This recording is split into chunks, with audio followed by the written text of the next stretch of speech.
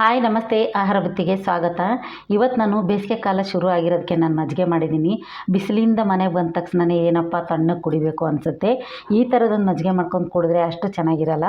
ಮಸಾಲ ಮಜ್ಜಿಗೆ ಮಾಡ್ಕೊಂಡು ಕುಡಿದ್ರೆ ಮಾತ್ರ ಸೂಪರಾಗಿರುತ್ತೆ.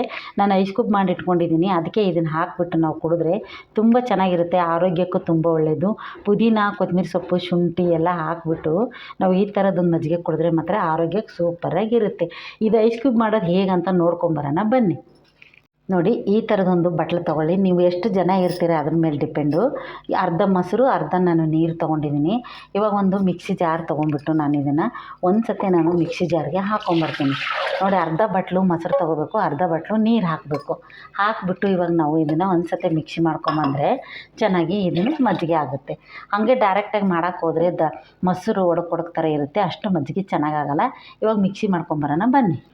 ನೋಡಿ, ಮಜ್ಜಿಗೆ ಎಷ್ಟು ಚೆನ್ನಾಗಾಗಿದೆ ಅಂತ. ಇವಾಗ ಒಂದು ಪಾತ್ರೆ ತೊಗೋಬೇಕು. ತೊಗೊಂಬಿಟ್ಟು ನಾವು ನೀಟಾಗಿ ಇದಕ್ಕೆ ತೆಗಿಬೇಕು.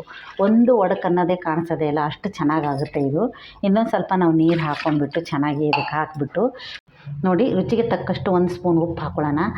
ನೋಡಿ, ಇವಾಗ ಮಜ್ಜಿಗೆ ಮಾಡಿದ ನಂತರ ಆಯಿತು. ನಾವು ಇದಕ್ಕೆ ಮಸಾಲ ಮಾಡ್ಕೊಳ್ಳೋಣ. ನೋಡಿ, ಒಂದು ಅರ್ಧ ಸ್ವಲ್ಪ ಒಂದು 7-8 ಎಸಳಷ್ಟು ನಾವು ಪುದೀನ ತೊಗೊಳ್ಳೋಣ. ಸ್ವಲ್ಪ ಕೊತ್ತಂಬರಿ ಸೊಪ್ಪು ತೊಗೊಳ್ಳೋಣ. ಒಂದು ಅರ್ಧ ಇಂಚಷ್ಟು ಶುಂಠಿ ತೊಗೊಳ್ಳೋಣ. ಶುಂಠಿ ಆದ ನಂತರ ಒಂದು 4 ಬೆಳಕು ಬೆಳ್ಳುಳ್ಳಿ ಹಾಕ್ಕೊಳ್ಳೋಣ. ಒಂದು ಅರ್ಧ ಸ್ಪೂನಷ್ಟು ನಾವು ಜೀರಿಗೆ ಹಾಕ್ಕೊಳ್ಳೋಣ. ಹಾಕ್ಕೊಂಬಿಟ್ಟು ಇದನ್ನು ನಾವು ಪೇಸ್ಟ್ ನಾವು ರುಬ್ಕೊಂಬರ್ಬೇಕು. ಈ ಥರ ರುಬ್ಕೊಂಬಿಟ್ಟು ನಾವು ಮನೇಲಿ ಮಾಡಿಟ್ಬಿಟ್ರೆ ನೀವು ಯಾವಾಗ ಬಿಸಿಲಿಂದ ಬರ್ತೀರಾ ಆವಾಗ ನೋಡಿ, ಮೊಸರಿದ್ದರೆ ಸಾಕು. ಈ ಥರ ನಾವು ರೆಡಿ ಮಾಡಿ ಇಟ್ಕೊಂಡ್ಬಿಟ್ರೆ ಬಂದಾಗೆಲ್ಲ ನೀವು ಒಂದು ಐಸ್ ಕ್ಯೂಬ್ ತೊಗೊಂಡ್ಬಿಟ್ಟು ಮಜ್ಜಿಗೆಲ್ಲ ಹಾಕ್ಕೊಂಡು ಕುಡಿಬೋದು. ಇವಾಗ ನಾವು ಎಲ್ಲರ ಮನೇಲೂ ಫ್ರಿಜ್ ಇದ್ದೇ ಇರುತ್ತೆ. ಈ ಥರ ಫ್ರಿಜ್ ಇದ್ದಾಗ ನೀವು ಐಸ್ ಕ್ಯೂಬ್ ಮಾಡೋದಂತೂ ನಾನು ಹೀಗೆ ತೋರಿಸ್ತಾ ಇದ್ದೀನಿ. ರುಬ್ಬಿಟ್ಟು ನೀವು ಮುಂಚೆನೇ ಮಾಡಿ ಇಟ್ಕೊಂಡ್ಬಿಡ್ಬೇಕು. ಬಿಸಿಲಿಂದ ಹೊರಗಿಂದ ನೀವು ಒಳಗೆ ಬಂದಾಗೆಲ್ಲ ಈ ಥರ ಮಾಡಿಟ್ಟಿದ್ದು ಒಂದೊಂದು ಹಾಕ್ಕೊಂಡು ಕುಡಿದು ನೋಡಿ, ನೀವು ಸೂಪರಾಗಿರುತ್ತೆ. ತುಂಬ ಚೆನ್ನಾಗಿರುತ್ತೆ. ಟೇಸ್ಟ್ ಮಾತ್ರ ಸಖತ್ತಾಗಿರುತ್ತೆ. ಇದು ಈ ಥರ ಮಾಡ್ಕೊಂಡು ಕುಡಿಯೋದ್ರಿಂದ ಹೊಟ್ಟೆಗೆ ತಂಪಿರುತ್ತೆ. ಬೇಸಿಗೆ ಮುಗಿಯೋವರೆಗೂ ನೀವು ಈ ಥರ ಮಜ್ಜಿಗೆ, ಮಸಾಲ ಮಜ್ಜಿಗೆ ಆಗಿರ್ಬೋದು, ಪ್ಲೈನ್ ಮಜ್ಜಿಗೆ ಆಗಿರ್ಬೋದು, ರಾಗಿ ಗಂಜಿ ಆಗಿರ್ಬೋದು, ಯಾವುದಾದ್ರೂ ನೀವು ತಂಪಾಗೋದು, ಹಣ್ಣುಗಳು ಜ್ಯೂಸ್ ಆಗಿರ್ಬೋದು, ಎಲ್ಲನೂ ನೀವು ಮಾಡ್ಕೊಂಡು ಕುಡಿಬೋದು. ಫ್ರಿಜ್ಜಲ್ಲಿ ಒಂದು 20 ನಿಮಿಷ ಇದನ್ನು ಇಡೋಣ. ನೋಡಿ ಎಷ್ಟು ಚೆನ್ನಾಗಾಗಿದೆ ಅಂತ.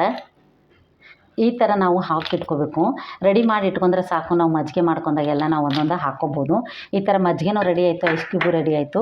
ನೋಡಿ, ಇವಾಗ ಮಜ್ಜಿಗೆ ಮಾಡಿದ್ದು ರೆಡಿ ಆಯಿತು, ಐಸ್ ಕ್ಯೂಬು ರೆಡಿ ಆಗಿದೆ. ಇವಾಗ ನಾನು 2 ಗ್ಲಾಸ್ ತೊಗೊಂಡ್ಬಿಟ್ಟು ನಾನು ಮಜ್ಜಿಗೆ ಮಾಡಿದ್ದು ಹಾಕ್ತಾಯಿದ್ದೀನಿ. ಎಷ್ಟು ಜನ ಇರ್ತೀರ ನೋಡ್ಕೊಂಡ್ಬಿಟ್ಟು ನೀವು ಮಾಡಿಕೊಂಡು ಈ ಥರದೊಂದು ಮಾಡ್ಕೊಂಡು ಕುಡಿದ್ರೆ ಮಾತ್ರ ಸೂಪರಾಗಿರುತ್ತೆ. ನೋಡಿ, ಇವಾಗ ಈ ಥರದ್ದು ಐಸ್ ಕ್ಯೂಬ್ ಮಾಡ್ಕೊಂಡಿರೋದು ಹಿಂಗೆ ಹಾಕ್ಕೊಂಡ್ಬಿಟ್ಟು ಕುಡಿದ್ರೆ ಮಾತ್ರ ಸೂಪರಾಗಿರುತ್ತೆ. ತುಂಬ ಚೆನ್ನಾಗಿರುತ್ತೆ. ನೋಡಿ, ಯಾವಾಗ ನೋಡಿದರೆ ವೈಟ್ ಆಗಿತ್ತು. ಈ ಥರ ಮಾಡ್ಕೊಂಡು ಹಾಕಿಬಿಟ್ರೆ ತಣ್ಣಗೆ ಕೋಲ್ಡು ಇರುತ್ತೆ, ಈಗ ಕುಡ್ದಂಗೂ ಆಗುತ್ತೆ, ತಂಪು ಆಗುತ್ತೆ, ತುಂಬ ಚೆನ್ನಾಗಿರುತ್ತೆ. ಈ ಥರದ್ದು ಐಸ್ ಕ್ಯೂಬ್ ಮಾಡಿ ನಾನು ಮಜ್ಜಿಗೆ ಮಾಡಿದ್ದು ನಿಮ್ಗೆ ಇಷ್ಟ ಆದಲ್ಲಿ ಲೈಕ್ ಮಾಡಿ, ಶೇರ್ ಮಾಡಿ, ಸಬ್ಸ್ಕ್ರೈಬ್ ಮಾಡಿ. ನಮಸ್ತೆ.